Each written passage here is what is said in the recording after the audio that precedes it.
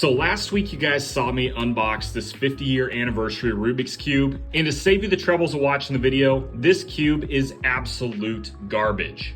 So today I've got two different substances, WD-40 and then this Car Guys plastic restorer, which is kind of an acidic plastic thing for cars, but I'm hoping that it really works on this Rubik's Cube and kind of makes it turn better.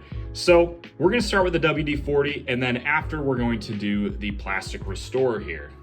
And to get a kind of like a baseline solve on this cube, I'm just gonna mix it up by hand, and do a really quick scramble and just see what kind of time I get.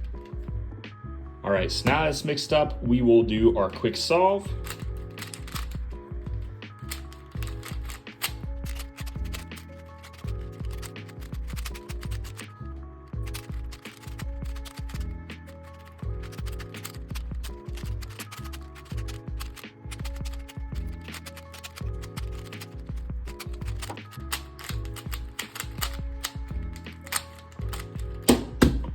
All right, so 1 minute and 2 seconds, pretty horrible. And as you guys can kind of see, this thing is extremely difficult to finger trick just because the amount of resistance on the pieces.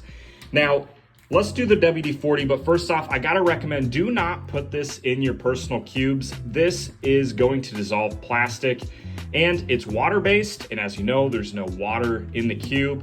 Water displacement, number 40. There's no water to displace, and so do not use WD-40 in your cubes, but since it is slightly acidic, I think it might do a little bit to the Rubik's Cube. So let's go ahead and fill this thing up.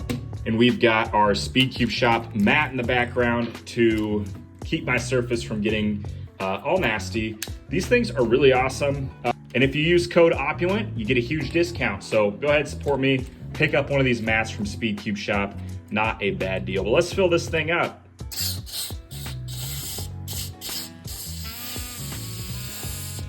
There's no reason to be frugal with the WD-40, no reason. So we're just gonna fill that side up, flip it over, we'll fill up the opposing side, and then we'll give her a little scramble here and see how it does. Ow! I just totally destroyed my fingernail getting that open. This thing is horrible. Do not buy this. Okay, let's fill it up. Get some deep into the core. All right, and as you guys can see, our WD-40 is all foamed up, so we can go ahead and put our pieces back together and mix this thing up. All right, just quick hand scramble. Honestly, it's getting a little bit smoother, but we're still having catching issues, it seems like. And the cube's extremely greasy, so I'm gonna have to go dry this off so we can get a fair solve time. All right, that's probably good enough. Let me go wipe the cube off, and then I'll come back with a solve. Wipety wipe, wipe, wipe. All right, and as you remember, we got 1 minute and 2 seconds last time, so we're gonna do our best to beat that score.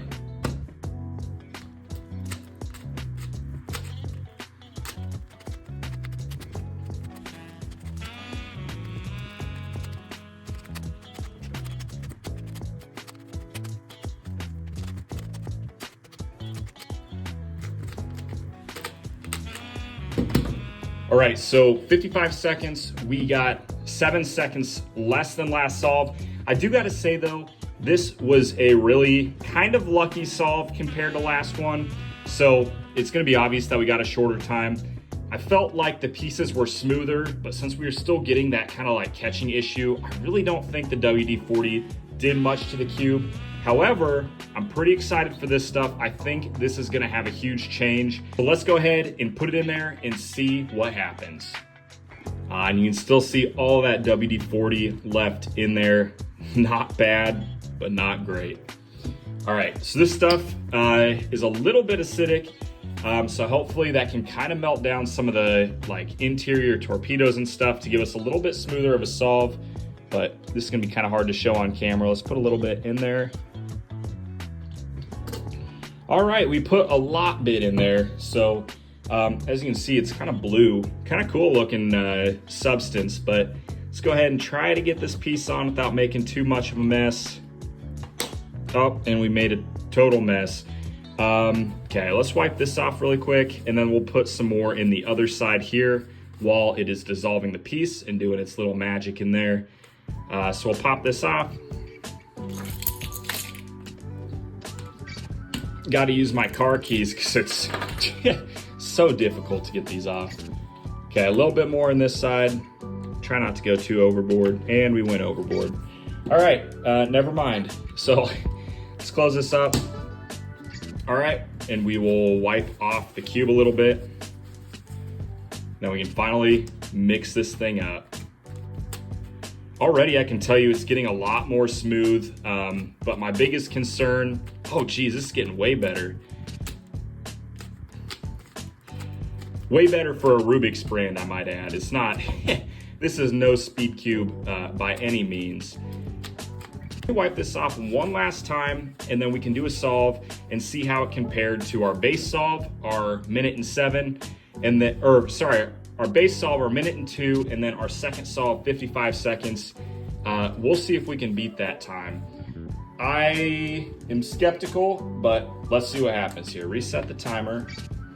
Quick inspection. All right, boom, let's do it.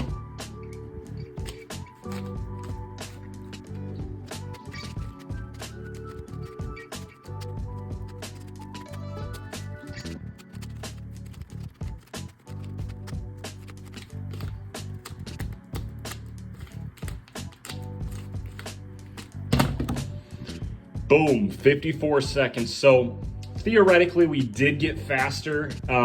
Although it did get a lot smoother, putting that plastic restore in the cube. I think we're still having a lot of catching issues, and that is mainly due to the really crappy design of the original Rubik's brand. How there's no space for corner cutting on the piece face. The core has a lot of friction on it. And so it's not a really good cube. So with that being said, I'm gonna pose the question to you guys. We've got a couple different plans and routes we can do for this cube. Number one, we keep putting really weird substances in it and seeing if it gets better. Potential, okay. Number two, we completely destroy this cube and do a little bit of a stress test on it. And number three, I can take some sandpaper and see if I can modify this cube and see how good we get it. So that's entirely up to you guys. I'll let you guys go ahead and put your vote in the comments of what we should do with this cube next. But with that being said, I appreciate you all for making it to this point in the video. If you made it to this point, comment crappy to confuse everybody else in the comment section. But appreciate y'all for watching, and we'll see you in the next one. Peace.